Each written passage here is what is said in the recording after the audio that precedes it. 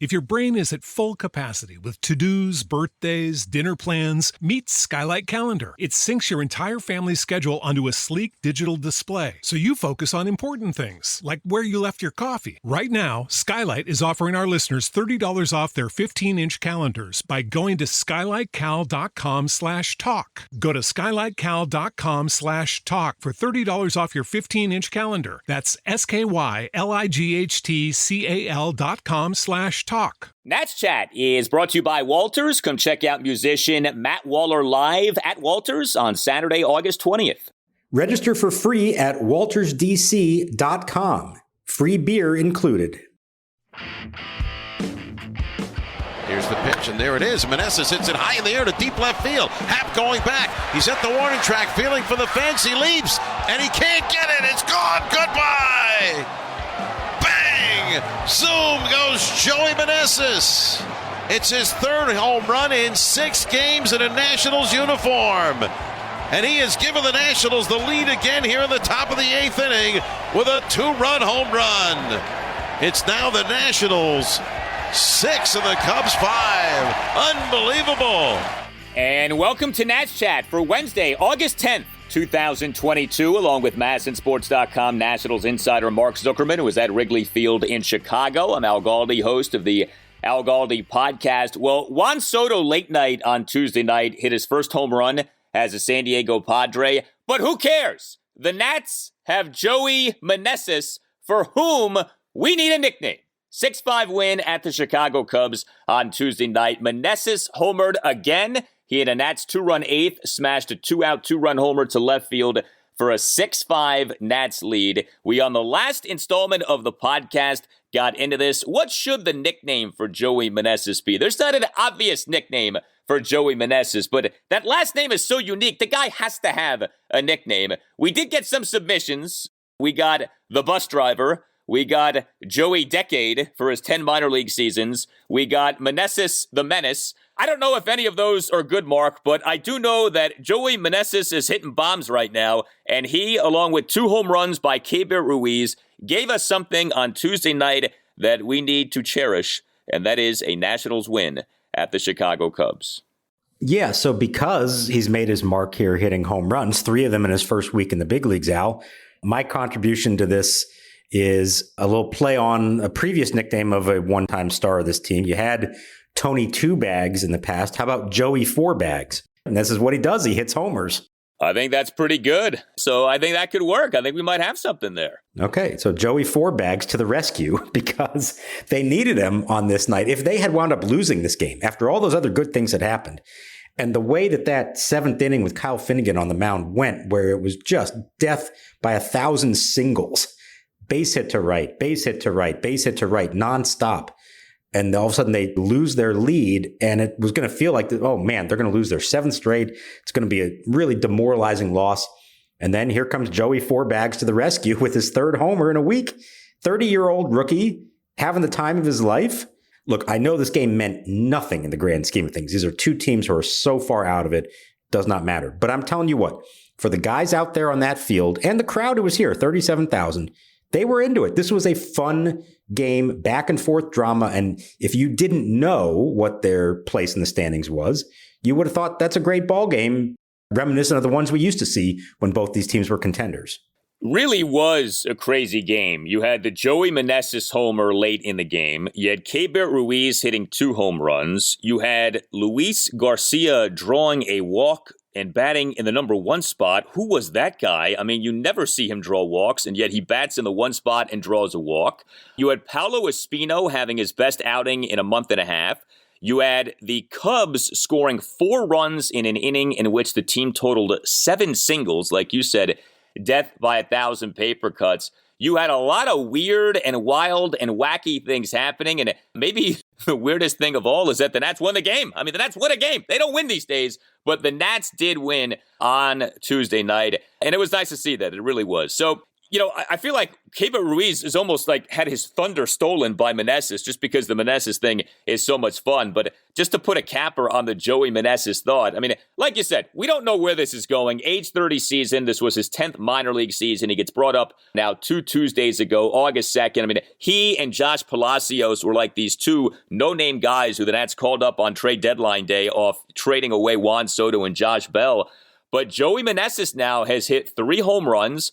He's showing some positional versatility, which is kind of interesting. We're seeing him play corner outfield. We're seeing him play first base.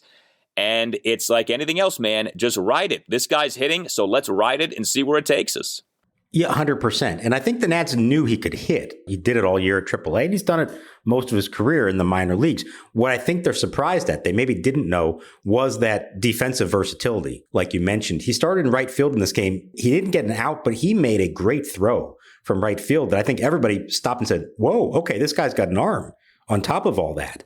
So there's a spot for someone like that. You can find at bats, you can find an opportunity for him. And like I said, between him, Palacios, Ildemardo Vargas, the younger guys like Garcia, Ruiz, they're young and they're hungry, or old and hungry because they're finally getting a chance up here. And on a losing team like this, that's all you can ask for.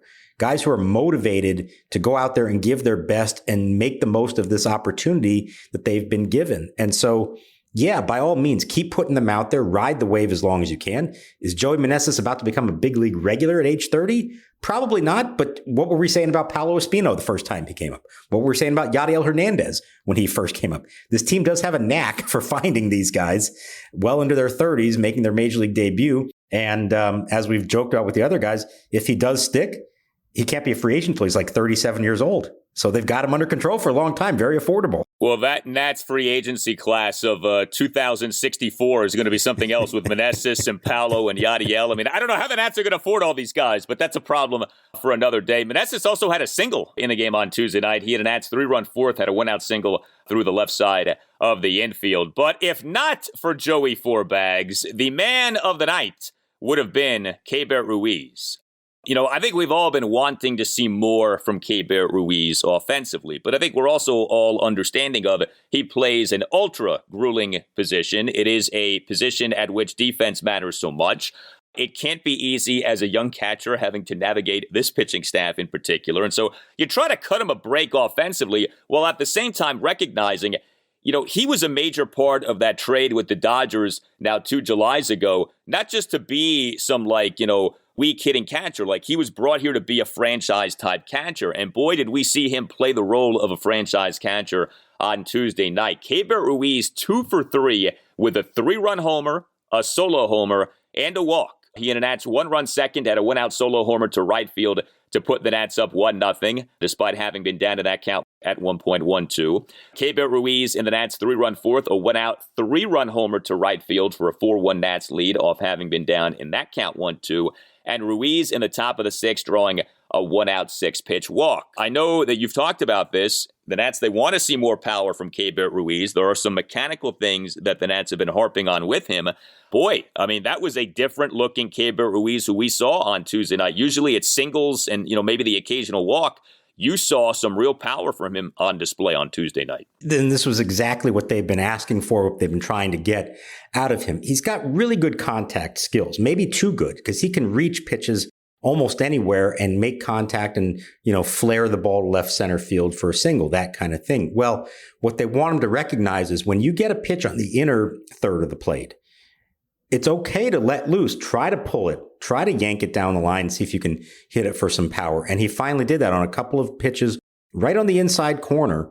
He's got the bat speed. He has the ability to do that. He just has to recognize the pitch and understand, okay, this is the time to cut loose and give a big swing. It doesn't just have to be a flip the bat out there and try to make contact kind of swing. So you saw it work to perfection on this night. He has that ability, and I think we got to give him time. Like you said, there's so much being asked of him. As a young catcher, your first priority is always going to be defense. Offense is going to come second. But he has natural skills that make you think that with time, he is going to figure this thing out. Is he a big-time power-hitting catcher? Maybe not. But I think he can be a 15-homer catcher at worst. Probably hit for a high batting average. Make contact, hit somewhere in the middle of the lineup for them eventually, in addition to being, as we know, looks like a pretty good defensive catcher. So it's all there. I think we sometimes want to see instant results and instant gratification of this, especially because it was such a high profile trade. And given what's happened with some of the other guys in that trade, maybe even more so. But all things considered, I think they're very pleased with what they've seen from Keibert Ruiz this year, understanding it's only going to get better. He had a good defensive game here too. We didn't even mention maybe the play of the game, the Lane Thomas throw to the plate and the tag by Ruiz that the Cubs thought he missed the tag. And when you watch the replay, you saw he did get him. Then he threw out a runner in the ninth, trying to steal second for a big out, and called some really important pitches down the stretch, including with Carl Edwards on the mound, calling for the curveballs back-to-back to get Wilson Contreras out. So this was really an all-around outstanding game for Keibert Ruiz, and it shows you the breadth of skills that he has and the ability to be a complete catcher. One of the really interesting revelations, I thought, from all of the Juan Soto lead-up going into him being traded away was how the reporting pretty consistently was that Mike Rizzo last year, going into the trade deadline, was almost like lusting after Keibert Ruiz. Like, he really set his sights on Ruiz. Ruiz was the guy who Rizzo was targeting, and he very much wanted him as a part of a trade package for Max Scherzer and Trey Turner. And, we'll see as time goes on here if Mike is proven correct, but a night like Tuesday night makes you feel like that Mike will be proven correct. Really good stuff from Keibert Ruiz on Tuesday night. And, it's funny, we've talked so much about the Nats and their lack of power this season and the lack of home runs this season, and Tuesday night is like the ultimate example of what the home run can do for you. The Nats on Tuesday night got out-hit by the Cubs 15-9. The Nats on Tuesday night had a mere 2 at-bats the entire game with runners in scoring position as compared to 10 for the Cubs. And yet the Nats won the game 6-5. Why? The Nats hit 3 home runs. The Cubs hit 1. The Cubs on Tuesday night played the role of the Nats. The Cubs had 15 hits. 13 of the 15 were singles. It was like bizarro world for the Nats on Tuesday night. They were facing the mirror opposite of themselves. But, this really does reinforce what we've talked about. And, I know there are people who love to poo-poo the whole launch angle thing and, this is so bad for baseball. But there's a reason the launch angle thing is a thing, because the home run is so powerful and it can cover up so much. The Nats really didn't do that much offensively on Tuesday night, but because they got these 3 home runs, they won a game in which they got out-hit 15-9 like that and had so few opportunities with runners in scoring position. I think it's really instructive. So they scored 6 runs, and all 6 runs scored via 3 homers. It's a beautiful thing. It's funny how that works out sometimes. It just takes one big swing at the right moment, and Keibert Ruiz was a big part of that, and Joey Meneses as well. And even though it briefly looked like the Cubs singles parade might be enough to pull it off, it wasn't in the end, thanks to one more big power hit by the Nationals. And look, I think there's a balance ultimately. It feels like such a long time ago, but the 2019 Nats were perfect at this. I thought they had the best balance. They had guys who hit for power, obviously, but they also had that ability to get that 2-out single, drive in a run, extend rallies. They were so good at that with guys like Howie Kendrick and Adam Eaton and Asdrubal Cabrera. And then you combine that with the Juan Soto, Anthony Rendon, Ryan Zimmerman home runs that they would get, and that's how you get a championship caliber lineup. They're a long way from that, obviously. But if they can ultimately find that combination, home runs when you have a chance for a big inning, and then clutch hits when you just need that one run, they'll finally have something going. There has not been nearly enough of that in either department this year. Are you a law firm partner looking for a better situation for your practice and a blockbuster contract worthy of Keibert Ruiz?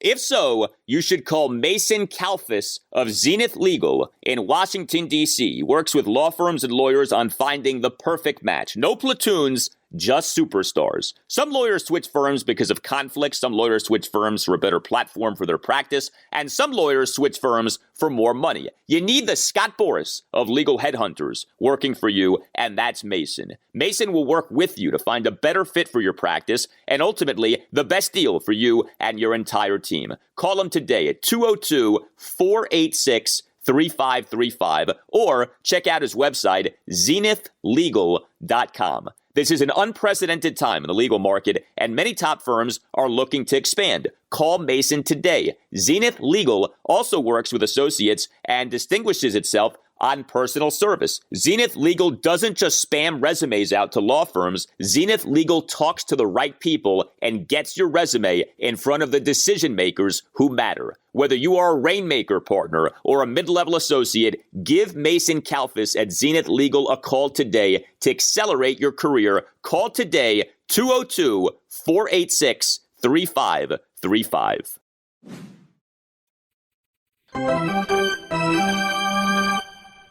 Finnegan's 0-1 pitch to Happ. Swinging a line drive center field. Moving in is Thomas. He makes the catch. Tagging at third is Ortega. He's coming home. Thomas's throw is there, but the tag is in time for the out.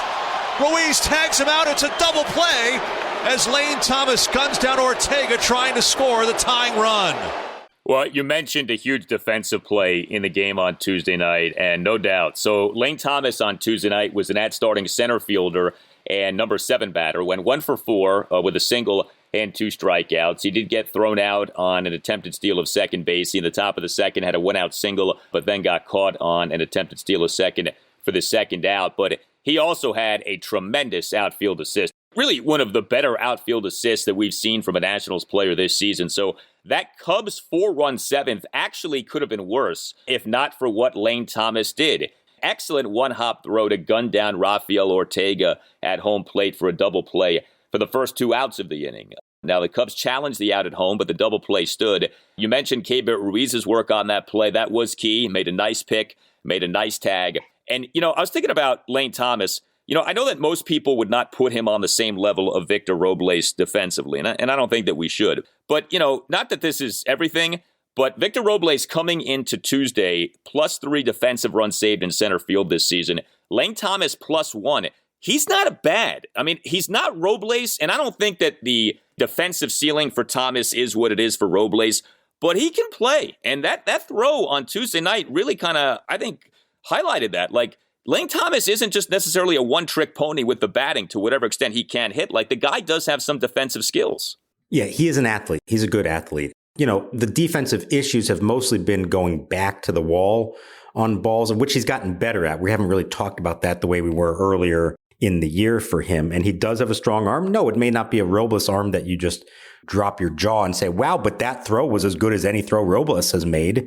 It was really hard. It was right on target, and it rose to the occasion of, it's one thing to have these guys who have great arms and show it off just to show they can get the ball all the way to the plate on the fly and hold a runner at third. It doesn't really matter. Maybe he wasn't really going to run anyways. It's another thing to, when potentially the game is on the line, to come through with that throw and put it right on the money like that to get a big out. There's an alternate universe here where that is the play of the game, where Finnegan gets out of that inning. They preserve a 5-4 lead. They go on to win, and we're saying it's all because of the Lane Thomas throw. Yet another jam escaped by Kyle Finnegan with a double play. It would have been like the third time he's done that in various forms over the last month or so. So it was outstanding, and it's, in a way, unfortunate kind of get lost in the shuffle because there was so much else going on in this game. But that was really one of the best defensive plays of the year from the Nationals. Yeah, good stuff from Lane Thomas. Nelson Cruz did leave the game due to soreness, due to an ailment. It feels like he's done that like 100 times this year, but you understand that. It's his age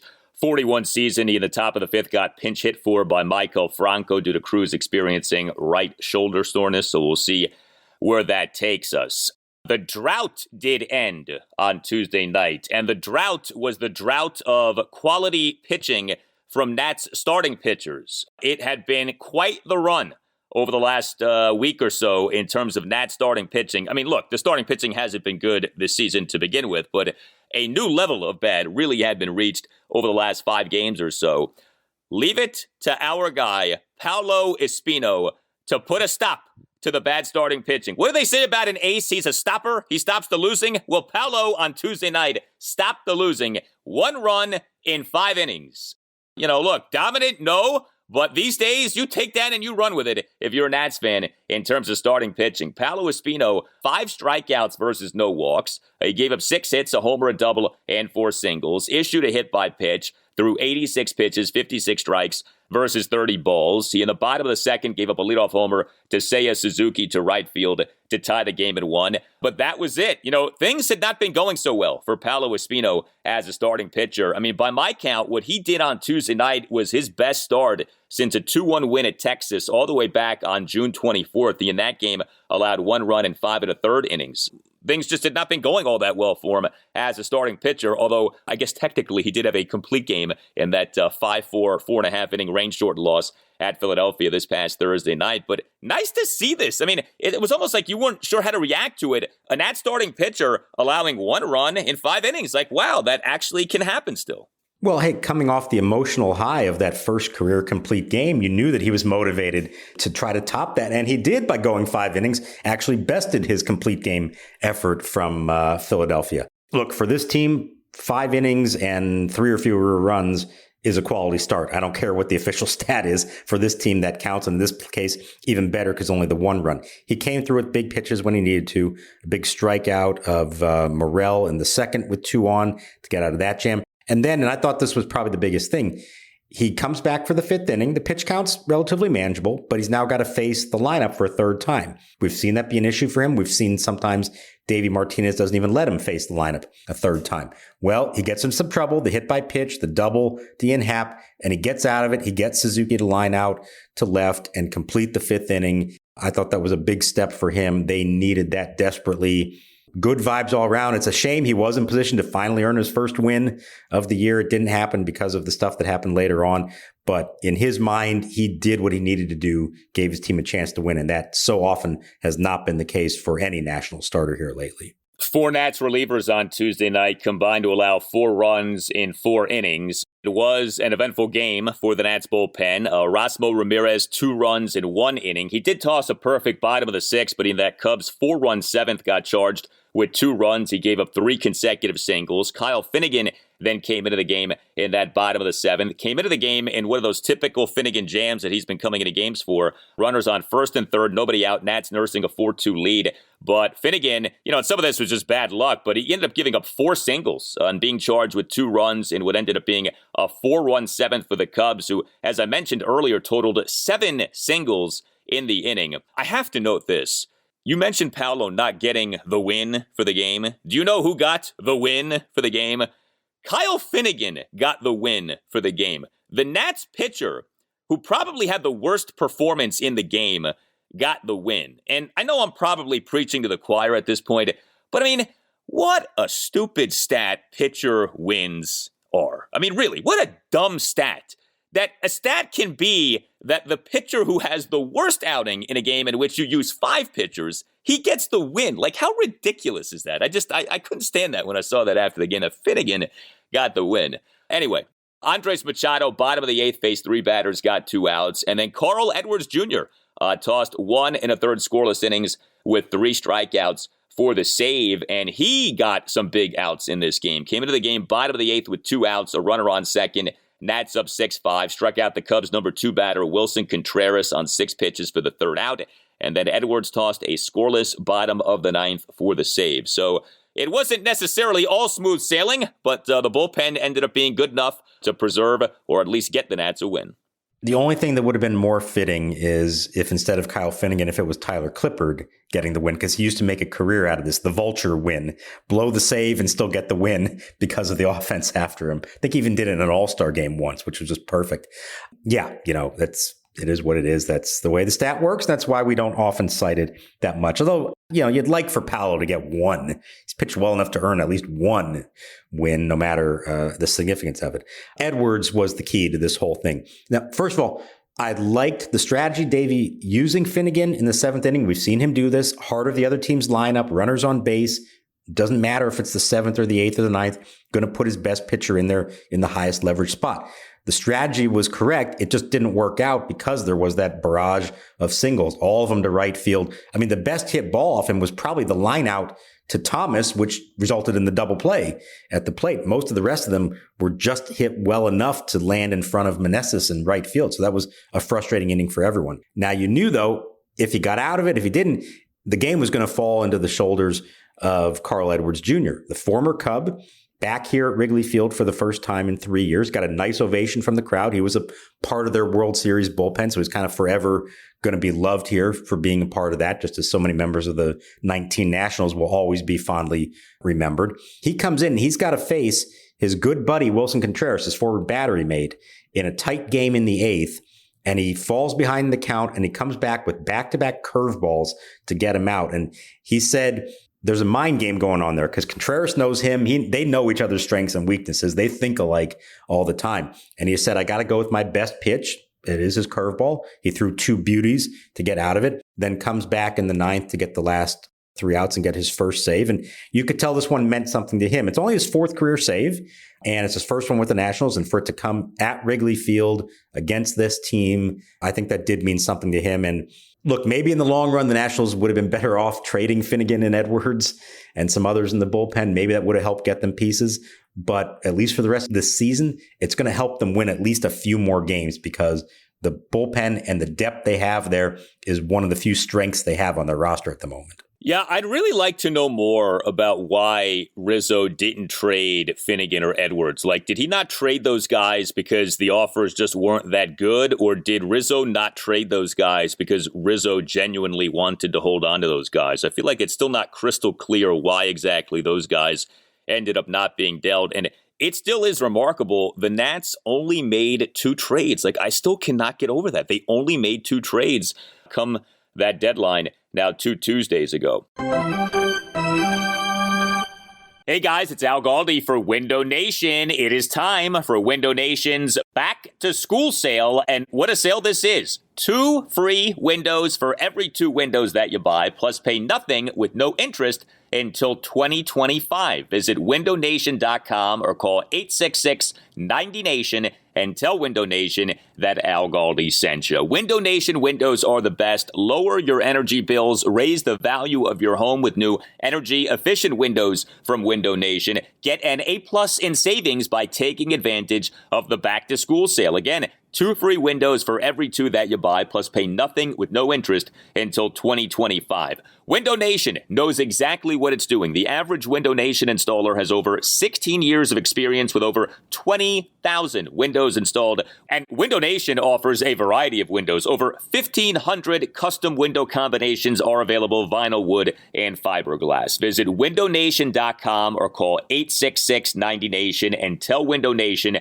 that Al Galdi sent you. And ask for the back-to-school sale. Again, buy 2 windows, get 2 windows free on any style of new window from Window Nation, plus pay nothing until 2025. That's windownation.com or 866-90-NATION, windownation.com or 866-90-NATION, and tell Window Nation that Al Galdi sent you. He became available. As we know, we have no lefties in our bullpen. He's a veteran guy. I felt like the last couple of months that, give him an opportunity here. Maybe we could straighten him out and do something for him, So I think that was the whole plan. I love Jake McGee. I had him in Tampa. Hickey's had him. So, we felt like maybe we can come here and try to straighten him out. Well, we had some Nats news prior to the game on Tuesday. First of all, the Nats on Tuesday afternoon brought in a reliever. They claimed a lefty reliever, Jake McGee, on outright waivers from the Milwaukee Brewers, and designated outfielder Donovan Casey for assignment. So first, Jake McGee. He is an older player. This is his age 35 season. He this season has struggled with both Milwaukee and San Francisco, but he last season for the Giants was quite good. 59 2/3 innings, ERA at 2.72, whip of 0.91. McGee pitched for Tampa Bay 2010 through 2015. Davey was the Rays bench coach from 2008 through 2014, and the Nats pitching coach, Jim Hickey, was the Rays pitching coach for 11 seasons, 2007 through 2017. So there's a familiarity there for Davey and Jim with Jake McGee. I had to laugh, though, because the Nats are a rebuilding team. It feels like they lead the planet on 30-something players. Like, they have so many guys in their 30s, it feels like, for a team that's rebuilding. And here they are now bringing in a guy, age 35 season, to help out the bullpen. But then the other angle to all of this is Donovan Casey. As I'm sure many of you listening know, Donovan Casey was one of the 4 prospects who the Nats got back from the Dodgers for Max Scherzer and Trey Turner in that trade now 2 Julys ago. And obviously the centerpieces of that trade package that the Nats got back were Keibert Ruiz and Josiah Gray, but clearly it's not a great look, and it certainly is not by design that you're DFAing just about a year after getting the guy, one of the guys who you got in that trade package in Donovan Casey. All right, so first with McGee real quick. Yeah, they're taking a flyer on a guy. They haven't had a lefty out of the bullpen all year, anybody who was healthy enough and stayed reliable. Because of the history they have with him, they think there's some things they can work on with him that may allow him to have some success. And maybe then he re-signs with them over the winter and they've got a guy going into next season. So low risk, doesn't cost them a lot. Why not? The Casey move, like you said, it's not a good look when you're doing that 1 year after the blockbuster trade. Now, that said, Donovan Casey was not having a good season at AAA, was hitting like 219 on base percentage under 300, wasn't hitting for power. Let's remember that, he was the least touted of the four prospects they got. Also an older prospect, 26 years old, and hadn't even made his major league debut yet. So I think the feeling was that the ceiling on him was like a Lane Thomas fourth outfielder type of guy. They looked at him in spring training. They actually called him up briefly in April, and he wound up not even appearing in a game, which is unfortunate. Didn't get to make his major league debut. But there were opportunities for him over the course of the season to play at Rochester and make a case for himself to be called up. He never did. The fact that they called up Josh Palacios, another outfielder, instead last week after the trade deadline made you realize that they're not thinking too highly of Casey because he was on the 40-man roster. Palacios wasn't. It's possible he clears waivers, goes back, he stays in the organization, just no longer on the 40-man. So maybe it's not the last that we've heard of him. So not a guy who was really ever expected to amount to anything huge, but we have seen this organization hang on to other guys for a long time, probably well beyond the point they should have. And for them to actually, in theory, get rid of someone only 1 year after acquiring him in such a high-profile trade, I do think that's surprising, and I think it's not a great look for them. Look, Donovan Casey's development is not going to be the determining factor whether that was a good trade for the Nationals or not. It's all about Keibert Ruiz and Josiah Gray, and then maybe Gerardo Carrillo, the third prospect, a reliever, possible starter who has had injuries this year and hasn't pitched a whole lot anyway. So that's a whole nother story. But you would have liked to see a little more opportunity for Casey, but the fact is he didn't play all that well and kind of put them in a position where they could make that move. Yeah, Casey for AAA Rochester this season, an OPS of just 647. But like you said, it may not be that he's done with the organization, so we'll see. It's not necessarily that he's gone now. DFAing does mean that it's possible that he ends up coming back. The other Nats news item from Tuesday afternoon is a Patrick Corbin update. So when it comes to Patrick Corbin and whether he's going to stay in the rotation, the Nats, I guess they're like splitting the baby, and they're kind of doing it, well, he's kind of not in the rotation, but he actually still is in the rotation. So his next outing is being skipped, but then he's going to start after that. Davey Martinez in a pregame session with you guys on Tuesday afternoon saying that Corbin's next scheduled start to be skipped. And then Corbin will next start a game on Tuesday night, August 16th, against the Cubs at Nationals Park. So I guess this is kind of their way of saying, well, we had to do something, and so this is the something that we're doing. But it sounded like, just from reading the quotes in your article, Corbin is staying in the rotation, and the outlook beyond this season is for him to be in the rotation, at least the way Davey Martinez described things. So that is what Davey said, and, take him at his word. Things can change. Not to say that that's going to necessarily hold true. Remember, Mike Rizzo, not that long ago, insisted they wouldn't be trading Juan Soto. So don't just assume anything at face value right now. But I think this was a case of good timing for them to do this.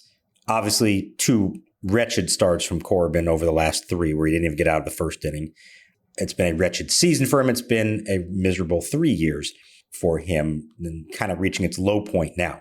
Well, what you have is an off day on Thursday that coincides with his next turn. So you could skip him, start the other four guys. Now you avoid having Corbin face Juan Soto, Josh Bell, and the Padres. Maybe not the best matchup for him. I don't know if there is such a thing as a good matchup for him right now, but that certainly is not a good one.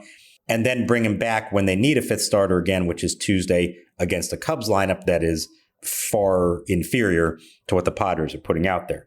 So they want him to work on some things. He did a long bullpen session here in Chicago, and it was noticeable. Masson had video of this on the pregame show. You not only had Jim Hickey watching, but you also had their analytics and video people there So I'm thinking there are specific things they want to look at, compare to old video, and really analyze what he was doing and can it make a difference potentially for him. But I thought the most interesting thing of it all, you alluded to it, Davey basically saying, despite what other people are saying out there, Patrick's going to be a part of our rotation next year and the year after that.